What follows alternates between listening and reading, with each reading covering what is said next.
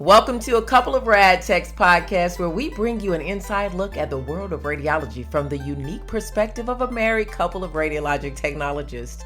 Together, we have years of experience, exactly 30 years in the field, and we are here to demystify the science of medical imaging. Radiology is the unsung hero of the medical field, providing doctors with crucial images and information that help diagnose and treat illnesses. Join us as we explore the latest techniques, technologies, and innovations in radiology and discover the vital role we play in the healthcare industry. So come along for the ride as we share our passion for radiology as a married couple.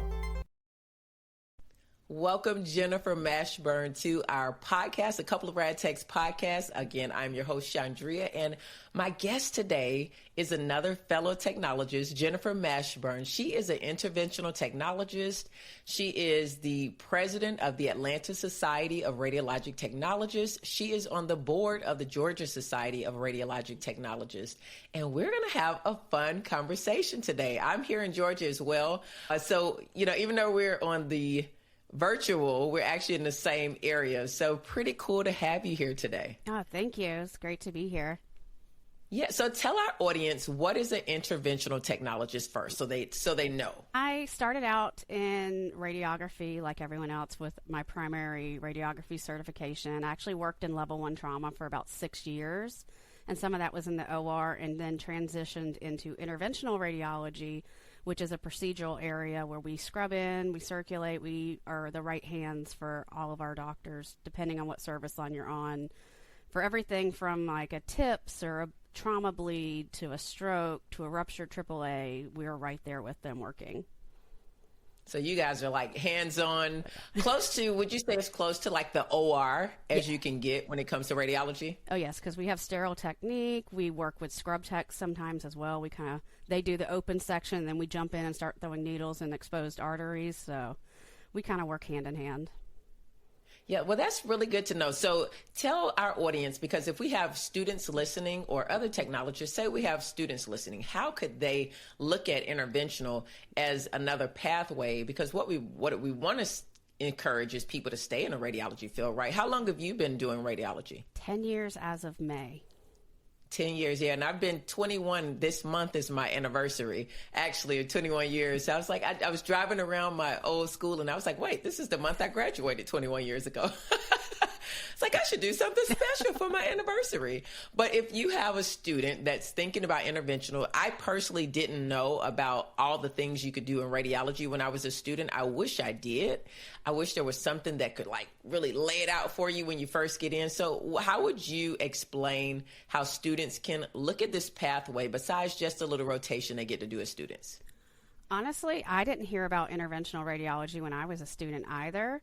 I actually kind of fell into it because I'd been working in the OR running C-arms for our vascular surgeons. So I'd work with them. I was like, oh, this is really cool. And then a job opening for interventional opened up. And to be honest, I had no idea what it entailed or what was coming. And I was just like, okay, I'm ready for a change. Let's try it. But yeah. So I didn't really have like any exposure other than running a C-arm for vascular surgeons, but it's one of the best decisions I've ever made. And I know our department is actually trying to partner with students and get them into our department to show them what we do. Oh, that is huge. Oh, my goodness. So what are some ways that you guys maybe you could tell us one way that you guys are partnering with students to make that happen? I've actually given my executive director of my department contact information for every school within a reasonable driving range of our hospital, and the program directors' phone numbers, emails. And we're looking at whether we have articulation agreements already for radiography, so then it'd be easier just to slide those students over for a week or two into our department. So we're working to try to get more students in with us just to show them what we do. That is going to be huge. I just did a post on LinkedIn about, because so many people in my DMs and on my stories are talking about leadership. People want to go into leadership, especially when you've been in the field for a while or a few years. You're ready to kind of go in a different direction, but you're unsure, like you were just saying, unsure of which direction to go in. And I love having these conversations because this is the way we make radiology stronger. It's showing people that we're the third largest profession for a reason, because you have opportunities and options to go within our circle anywhere you want. And it's just not patient care. it's just so dynamic in the world of radiology. So I love that you guys are doing that. I even would love the idea of doing some type of leadership in the curriculum where there are some students, they're just wanting to be directors. That is their main goal. And there's nothing wrong with that, but you have to, kind of start somewhere. And I think maybe adding that into the curriculum is not a bad start. So love what you guys are doing. And you're going to see big results from that. And intervention, I think, is a wonderful, wonderful pathway. It was one that I thought seriously about going into as a student too. I just couldn't handle the call. It just didn't fit my lifestyle right then. But there are so many options now. What do you think about the call, Jennifer? Considering that at 12 o'clock this morning I was pulling blood clots out of someone's brain, it can be a lot. You try to find a balance. We try to help each other out. Our department, we're very lucky. We have advocated for ourselves. We have very strong call policy. We're required to have 8 hours from clocking out to clocking back in the next day because we get murdered on call. So we have to have that sleep time if you want me at my best for my patients. I talk to nuclear medicine techs a lot when we do this podcast, mammo techs, PET CT. And what I find is we kind of cross over in modalities a lot. Let me ask you, an interventional, which modality would you say you cross over with a lot? Ultrasound and CT for sure. 100%. Almost every day. Wow. Okay. So, and that's what I tell people, we may be different modalities, but we're all still very much intertwined. Oh, yes. We actually have to ultrasound the patient before the doctor gets in. We look at their arteries, their veins. A lot of times, I scope them out ahead of time and I'll go to a PA or a doctor and I'm like, hey, this access isn't going to work because I see plaque, I see an occlusion. Let's change our plan up. So it's really important for us as techs. I can't do some of the complex ultrasound procedures that our colleagues can, but I can do enough where I can see if there's an issue in what we're going to do. So it's very helpful to have exposure to those other modalities. So you guys do ultrasound too as vascular techs in the IR suites? We do. Wow. Oh my goodness. So I do have a question. Can ultrasound techs then cross over to IR, or do they have to be RadTechs first? You have to be RadTechs first just because we are exposing patients to radiation, and some of them are excessive doses if it's a very long, complex procedure. So a ground level knowledge of radiation protection and principles is very important. I wanted them to hear it from your mouth, just because I've had people ask me, especially over on TikTok, who are ultrasound techs and they went specifically for that. And they do vascular and they do all of that. And they're like, well, I could probably just go right over to, and I was like, yeah, no, you have to do radiation safety and you have to go to the radiology program first. But to hear it from a vascular IR tech answers that question there, and it shows people the benefits of when you do have radiology to back up a lot of other things. It kind of gives you more options to be able to go into MR, CT, nuke med, and then pop back into the radiology, the things that require a radiology background. So I love that. Now, you are the president of the Atlanta Society. Tell us, how did that happen? My first round as president was actually during the pandemic. I think I got elected in 2019 as president-elect. And so I hit the ground running right as the pandemic was starting as president of the Atlanta Society. And then I just started this past May, my second round. But it all started from just getting involved. I started out as a student intern with the Georgia Society years ago, and I attended all of the Atlanta Society meetings and got to know a lot of the people there, and kind of slowly went from volunteering to help with a committee to volunteering to chairing for a committee, and then someone convinced me to run for the board, and so here I am now, 7 years later. And oh wow, 7 years later, what have you seen that the society has done? Because were you a member from being a student all the way up to that time? Oh yeah, I was a student intern for Georgia, a student member for Bo, student member for the ASRT. I did student leadership with ASRT, so I've been doing stuff since I was my first year of X-ray school. Wow. For you, what would you say joining your local society? Because a lot of us, we've joined the ART, and that's, a lot of us, we're definitely on a national level. But locally, why would you tell us technologists it's important to be a part of your local society? Well, one good thing about both the Atlanta and Georgia Society, we actually work very closely together. We help each other out. You'll see a lot of people are I volunteer on committees for Georgia Society. I'm on the board for Atlanta. We're in communication all the time. So Georgia is actually spearheading a licensure effort. James Reeves has actually been the one that's been working very, very hard with legislators here in Georgia to try to get us some kind of either rule change or law in place so that we have something backing up who's taking x-rays of our patients. And as the Atlanta Society, we support that. We give them platforms. James did an entire lecture at one of our meetings about kind of the progress of the bill and where we're at with it. So it's one of those things where if you as a technologist want licensure in the state, joining your societies, volunteering, getting involved, that's how that happens. And that's how we get off that list of 5 or 6 states that don't have licensure. What is not having a license in the state of Georgia? Because, some of us have always worked in Georgia. Some technologists have never been outside of Georgia. I've worked outside of Georgia, and I'm going to tell you, my eyes were opened. My eyes were open to the things that licensure does do for you. So for those that maybe don't understand what not having a license for a state when it comes to radiologic technologies, what does that mean?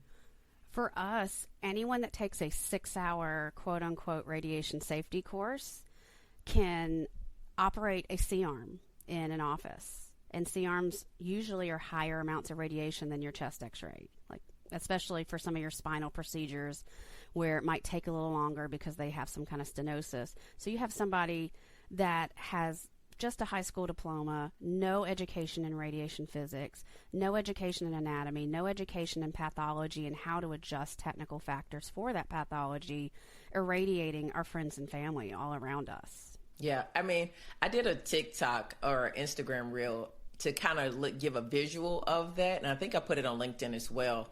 I'll try to tag it here in the video so people can see it. It was of a gentleman. Now, I can lay tile. But, do you really want me laying your tile in your beautiful house versus this gentleman who put a corner piece of laminate flooring in, and the way this guy cut it was amazing. I would have never thought to do all of that to get that to seamlessly fit in. But that's the difference between just someone being able to shoot your x-ray and someone actually knowing all the parameters, all of the safety measures. Is more than just pushing a button. And we all know that, but the average patient and person doesn't know that. And they, like you say, they don't know who's actually doing their x-rays. And I do posts where I tell people, ask, are you a registered radiologic technologist? Ask those things. It might be a tongue twister, but it's worth asking. So for the technologist who's wondering, well, why do I need to be a part of the society for those things to happen?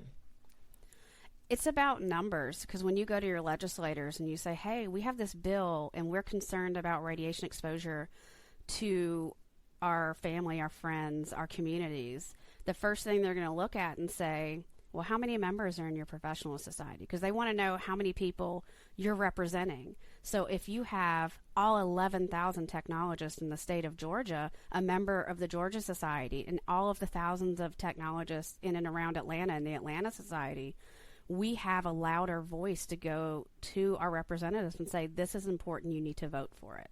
Because without that, if you have 2 people in each society, they're not going to listen to us, they're not going to take us seriously, because they're not going to think that we're representing people. That's a good point. So let me ask you this. How many technologists roughly are in Georgia or the Atlanta area? The state of Georgia, it's 10,500 and some change. It normally floats around 11,000. Atlanta, I know we don't have definite numbers because the ART doesn't give out city data, but it's at least a few thousand. So in the state of Georgia, about 11,000. How many are part of the Georgia Society? I have. Hey, you guys, as a radiologic technologist, I understand the ultimate task of radiology technologists to bring that coffee into their department every morning without spilling it. So I'm going to introduce you to Bevy. Bevy is perfect for this kind of occasion. If you've got the responsibility of bringing in that much needed coffee to your colleagues in the radiology department, have no fear. Bevy was designed just for us RadTechs. It's a problem solver to carrying more beverages than your 2 hands can hold. This beverage carrier can hold up to 12 drinks securely spill-free, and fits perfectly in your car. You guys, no more spills, no more accidents. Bevy's innovative design keeps your drinks in place even during the most hectic mornings and as you're trying to carry everything in. And the best part, Bevy is proudly owned and operated by a woman. Join the growing community of satisfied Bevy users and experience the convenience and peace of mind you deserve, and your radiology coworkers do too. So don't let spills slow you down. Get your Bevy drink holder today. Keep your coffee and drink secure before they get to the radiology department. Get 20% off too. Use my code RadTechs20. Not seen their membership data to know, but usually I want to say a couple hundred of them. Couple hundred. Yes. So this is my question as just a regular technologist, because I wouldn't know what the Georgia and the city and the state societies do differently. So it's great that you showed and talked about, that they work together, they work in conjunction, because most of the time I would think, well, I only need to be a part of one of them. So which one should I join? And sometimes if you give people too many options, they're like, well, I don't know which one to go with. So I'm just going to go with the one that costs the least amount of money without, really being educated as to this one may fit you better, this one, but we still work together. How are both societies going out to reach technologists? Because we got to get those numbers up, because I want to talk later about what licensure in each state would mean, not only for the patients, but also for technologists, because they have to see, how does this benefit me? How financially, how does it benefit me for us to be licensed? What are some of the benefits of having a licensure state? So I'll go back to that original question. What efforts are being made to reach all of these 11,000 technologists? I know it was a few years ago, the GSRT purchased a ad and it played in movie theaters. They actually made a video. It was great. It is actually along the same lines of what the ASRT is working on, their national PR campaign, but we did it years ago here in Georgia. And before you saw a movie, it would play in there like, hey, is the person doing your imaging a technologist? Are you a technologist? Come join us. We're trying to reach out to students. I know I have a list of all the schools in and around Atlanta that we're going to be reaching out to for this coming society year. We both offer scholarships, not just to students, but if you're a RadTech and you want to go back to school and get your bachelor's, your master's, your PhD, we have scholarships to support you to do that. So there's a lot of resources between the two that can help technologists, whether you're, in your first year in your career or if you've been doing it for 30 years and you're looking for a change. Wow. See, all of that stuff is very, it's new. Who would know that? I knew as a student, they had student, scholarships and stuff like that. But a lot of technologists are looking to go back and get their education. And on a local level, they can qualify for these scholarships. That is huge. Now, I do want to talk about what does it look like if a state is licensed, like for the technologist's benefit. I know safety to the patient. Yes, that's number one. But number two, people are like, well, how is this going to impact my paycheck? How is this going to impact my work-life balance? Like, what does it do for me? In general, for the other states that do have licensure, it normally doesn't require, other than California, it's a special case where they have their fluoro exam. Most states, you just pay your annual or biannual fee. It's usually not a ton of money, depending on the state. Again, they kind of prorate it. If you're going to a more expensive state, more expensive cost of living, it's going to cost a little more. But you might be looking at anywhere from $25 to $50 a year for your state licensure, which in the grand scheme of things is not a lot of money to make sure that your pay rate might at the end of the day be higher, because everyone that's taking imaging is going to be a registered technologist. They can't kind of lowball someone and pay them minimum wage and tell them to go hit a button in a room without kind of thinking and processing about what they're doing. So you see in those states like California, New York, Texas, all of these states, they have licensure. I've been licensed in those states before when I was a traveler, and a couple other states. And, I saw the pay was totally different. And the requirements, I think maybe, like you said, only paid, and it was a tax write-off. I wrote it off on my taxes because it was a business expense. Any of your education and things like that, I was able, I'm no tax advisor, but I was able to write it off on my taxes. But again, like you say, there are so many other benefits, even work-life balance. I felt working in licensed states, it was just a whole different ball game the way the technologists worked, in my opinion. That's just my opinion. They seemed a little more relaxed. It was I don't want to say, for lack of, maybe you have a better word than what I'm thinking of. I mean, you're not worried about someone kind of encroaching on your profession because you have that licensure in place. So, as long as you're practicing within your scope of practice and doing what's best for your patients, no one's going to come around the corner and say, you know what, we can do this for cheaper if we hire this person over here. I guess that is a better way to look at it. There was definitely this more comfortable confidence, reassurance when it came to their job. But I really do see a difference. And I think sometimes when we have never worked in an atmosphere where there's a licensure of the whole state, you don't really know what you don't know. And that's maybe the picture that needs to be painted because if you talk to any technologist who's worked in a state that has no license and they've worked in another state that is licensed, they're like, oh no, it's totally different. Even from the quality of work that you're expected to do, you're not so much is put on you like that, and you're compensated better. Definitely the pay rate is better in those licensure states.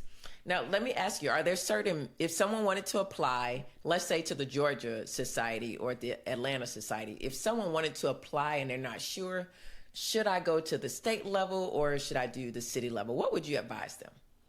Honestly, I would say do both because there's different things you can get out of both of them. There's plenty of people in and around Atlanta that I met specifically through the Atlanta Society, and I have resources here in Atlanta that are all within an hour away. But then you also get within the Georgia Society, there's people I've met throughout the state that I never would have known. Like I met Carrie Dunn when she was on the board of the GSRT. She lives in Statesboro and works in Savannah. She's an educator. So if I have questions about working with students, I pick up the phone and I ask Carrie, hey, I have a question about this scenario or, what's going on with this student. Hey, can you give me some advice about what I should be doing? Or I met the current president of the GSRT, Lisa Stevens.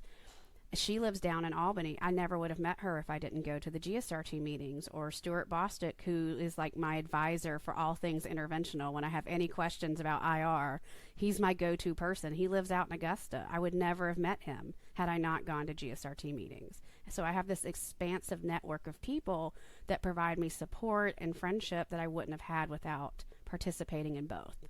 But it's just something about, I was just nervous. It's like that first time job. And I have a network of people in the 21 years I've worked with that we respect each other. We know each other's strengths.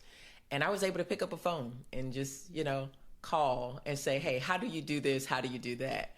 And it's nothing like having that available to you. And joining the societies, if you don't already have that, and even if you do, joining the society will open and broaden, is what I'm hearing you say. It broadens that even more because in this field, you continue to grow. I don't care what modality you're in. You're never going to know everything.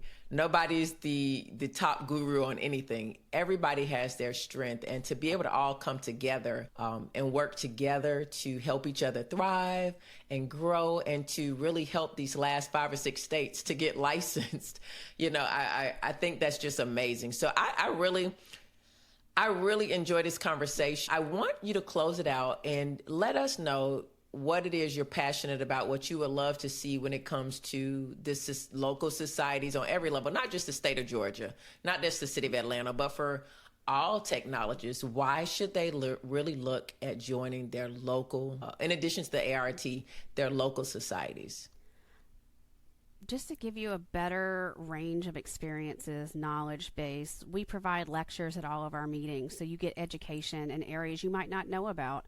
I never knew about interventional radiology as a student. I learned a little more about it through lectures I attended, and then you get to know different people in and around the city, so you never know when your next job's going to come from, your next opportunity is going to come from. You build this network and community of people. So when we go through times like COVID-19 and we're all in a pandemic and we're all kind of drowning, you have a network of people that keep you afloat. I can't tell you how many people over those 3 years were calling and texting and we're all checking in. How are you today? Are you okay? Are you sick? We all checked on each other, and we wouldn't have that without our professional societies. And we could even check in with each other about, hey, what's your PPE situation like? What are your protocols like right now? And we have that knowledge base, so we go to our management and say, hey, I know other facilities have X, Y, and Z, and we need to be doing that too.